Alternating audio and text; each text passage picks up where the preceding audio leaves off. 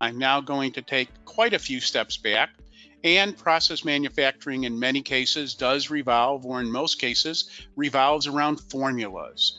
And one of the critical things that Acumatica has understood is that in the process world, right, this is not units, there's weight and volume.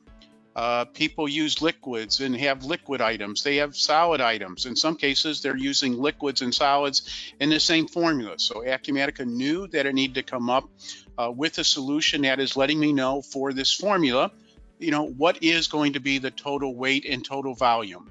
We could do that because we can handle density.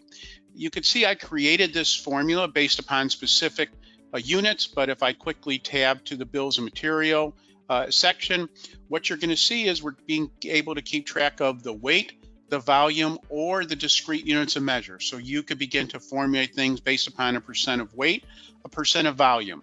I'm going to come back to a few of these things in a few minutes.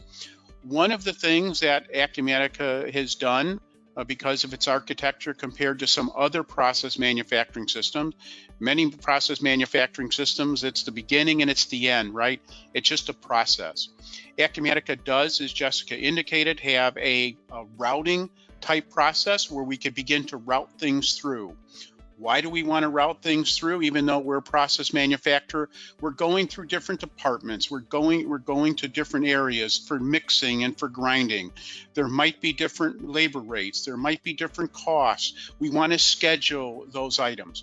So all of that capability is there in terms of a routing system.